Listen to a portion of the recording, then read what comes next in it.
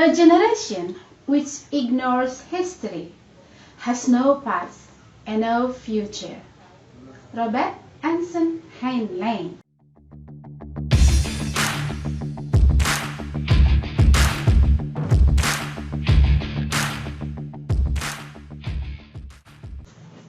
Welcome back here again with BN English.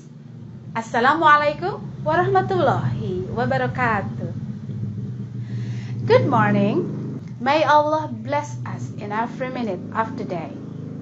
Our topic today is still about past experiences, but now we are going to focus on past events, which is very closely related to coronavirus 19 pandemic.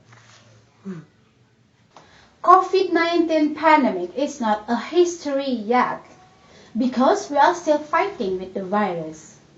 But 100 years ago, indeed, there is a history about deadliest and most widespread pandemic in the world.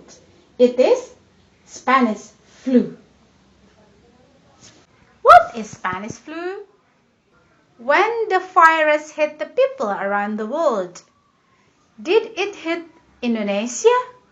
Why the name is Spanish flu? Was it originally from Spain? Let's find out from the basics. Spanish flu. Along the human history, there were some pandemics that ever hit people all over the world.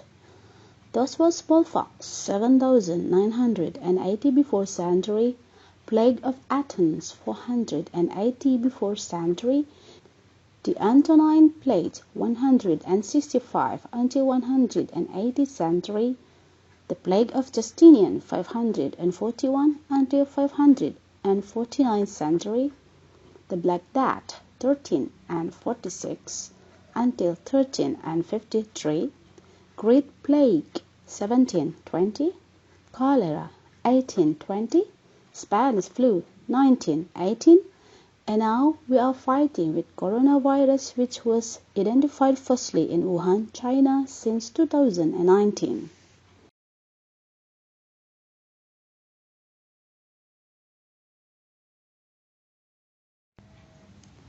Just over 100 years ago, a deadly pandemic swept across the face of planet Earth, killed anywhere between 20 until 100 million people in 2 years. Far greater casualty of the World War I in 1914 until 1918, which caused 15 to 30 million deaths in 4 years.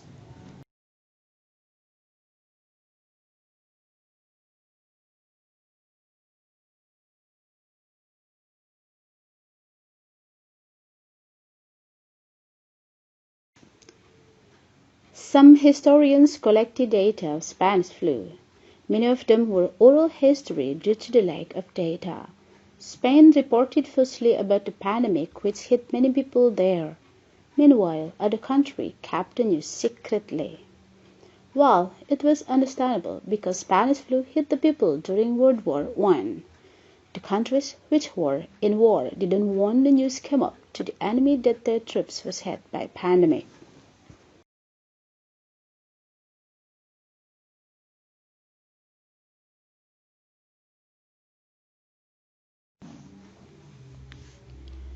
The symptoms were very graphic and very striking. It was said that some people drowned in their own plane. So, if it was hitting or affecting the lungs, people were spurting blood from their ears and their noses. The victims turned blue or purple, so it was really severe, and people just dropped down on the street.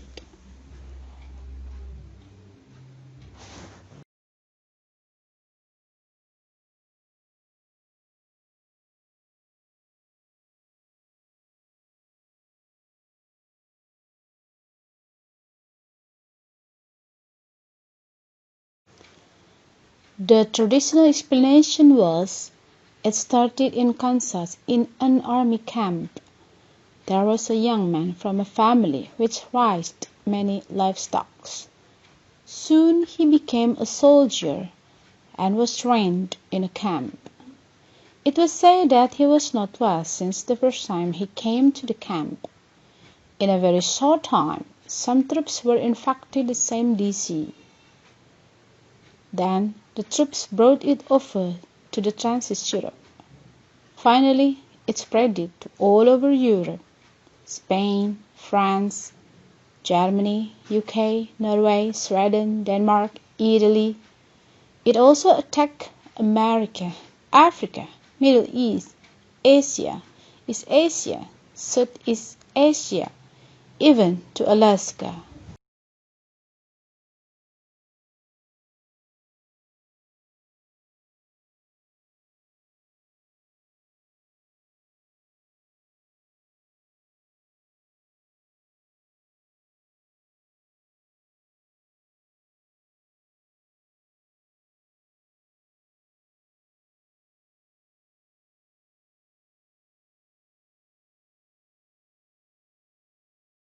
The government in each country realized that it was a pandemic.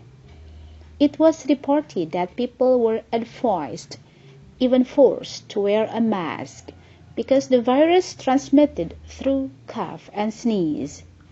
Schools were closed. Places where people gathered were closed. Public transportation carried a half number of passengers.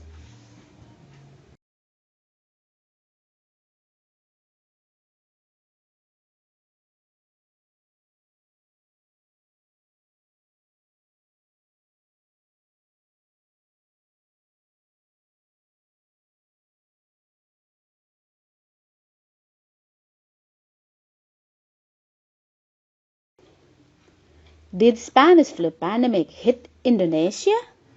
The answer is yes, it did. At that time, Indonesia was Hindia Belanda. The experts estimated that the pandemic killed 1.5 million, according to Colin Brown.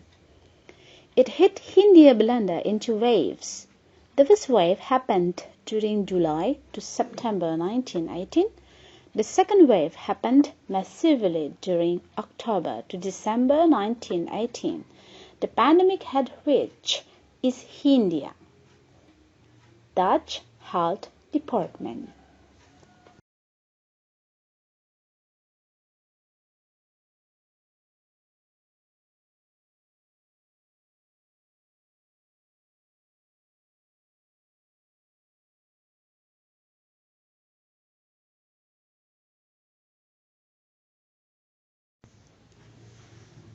Seperti biasa, mari kita lihat analisis tensisnya. Kemarin kalian banyak yang bertanya, Bu, apakah dalam satu teks itu hanya boleh ada satu tensis? Jawabannya adalah, of course not. Satu teks itu bisa lebih dari satu tensis, tetapi memang ada tense, ada aturan yang mendominasi. Misalnya seperti di sini ya, kita membahas tentang Spanish flu yang terjadi pada tahun 1918. Just over 100 years ago. Lebih dari 100 tahun yang lalu. Itu kan sudah lampau sekali ya. Maka tense yang mendominasi adalah past simple. Sebenarnya fungsi dari tenses itu sendiri adalah membantu kita, para pembelajar bahasa Inggris sebagai bahasa asing, supaya memahami bacaan itu lebih baik jika itu reading. Tetapi jika kita berbicara ataupun menulis, maka kita bisa mengatakan maksud kita ataupun bisa menuliskan maksud kita dengan baik pula, sehingga pendengar maupun pembaca itu tidak misunderstanding atau memudahkan mereka juga untuk memahami pembicaraan ataupun tulisan kita. Makanya disitulah pentingnya kita mempelajari tenses. Mari kita analisis paragraf kedua. Just over 100 years ago. Itu adalah keterangan waktu memperjelas kalau Spanish flu ini terjadinya 100 tahun lebih yang lalu. A deadly pandemic swept across the face of planet Earth. Maksudnya ke seluruh dunia ya. Kalimat utamanya adalah a deadly pandemic swept across the face of planet Earth. Jadi pandemik yang mematikan, swept across, menyapu bersih di seluruh planet bumi, maksudnya di seluruh dunia gitu ya. Mari kita lihat teks yang ketiga. Ibu hanya akan membacakan kalimat yang sederhana saja. Jadi ibu tidak membacakan seluruh kata, ya. Hanya yang perlunya aja. Hanya yang perlunya saja, yaitu subjek, verb, dan objek. Yang pertama, some historians collected data. Some historians itu adalah beberapa ahli sejarah. Itu kan beberapa, berarti banyak kan, kata gantinya adalah they. Seperti yang ibu katakan di video ibu sebelumnya, bahwa past simple itu lebih simple, lebih sederhana dari present simple. Mengapa? Karena subjeknya apapun tetap pakai verb kedua. Ini kan subjeknya kalau diganti menjadi they.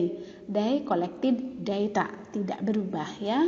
Kemudian kalimat berikutnya, Spain reported about the pandemic. Spain adalah sebuah negara. Kalau diganti itu menjadi it. It reported. Mudah bukan? Kemudian berikutnya, Ibu tidak akan membahas yang was dan were ya, karena di dalam karena to be itu sudah jelas. Is am are itu untuk to be verb ke-1, was were itu untuk to be yang kedua. Jadi dalam past simple ini kalau tidak was ya were. Semoga kalian bisa ya membedakan kapan pakai was, kapan pakai were. Kemudian, nah di sini ada kata kerja regular dan irregular. Kemarin banyak yang bertanya tuh ya, Bu, bagaimana membedakan regular dan irregular? Tidak usah pusing ya, tidak usah pusing kapan menggunakannya. Kemarin ada yang bertanya kapan menggunakannya. Pokoknya kalian harus mempunyai, sebagai pemula ya, kalian harus mempunyai daftar kata kerja. Yang mana regular dan yang mana irregular. Jadi supaya kalian merasa, oh saya harus menggunakan verb 2, kalian lihat saja di daftar tersebut ya. Regular itu contohnya collected dan reported. Jadi regular itu gampang, tinggal ditambahkan saja ed di belakangnya. Nah, untuk kata kerja hit dan kept ini adalah irregular. Bu, kenapa memilih yang itu? Tidak memilih. Ibu itu hanya membutuhkan kata itu di situ. Bukan karena regular dan irregular. Bukan karena regular dan irregularnya, memang ibu butuh kata hit dan kata kept di situ. Dan ibu memilih verb keduanya. Cuma kebetulan hit itu adalah irregular yang tidak berubah. 1, 2, 3 sama. Hit, hit, hit. Nah, sedangkan yang keep atau kept, verb ke-1-nya itu keep, e-nya double ya, dan tidak ada t-nya. Keep, kept, kept. Coba kalian lihat lagi daftar kata kerjanya ya. Dan yang terakhir ini adalah kalimat yang berbentuk negatif. The countries didn't want the news to come up. Didn't want the news, sampai situ ya. To come up to their enemy itu tambahan. The countries didn't want the news. Nah, negatifnya itu hanya ada satu pilihan, didn't. Kalian tidak usah memakai do not atau don't ataupun doesn't. Karena pilihan negatif untuk kata kerja want ya cuma did not. Ya.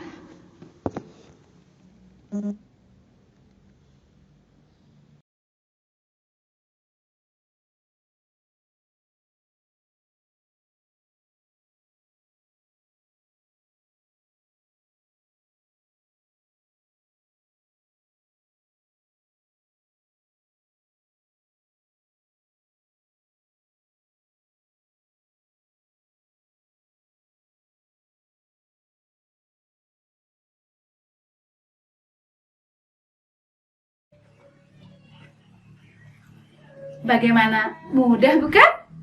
Kalian keren kalau kalian bisa memahami teks berbahasa Inggris tadi tentang virus. Ibu yakin kalian bisa. Semangat. You may answer those questions below Don't forget to write comments and questions. Keep safe, do your best. Wassalamualaikum warahmatullahi wabarakatuh. Goodbye.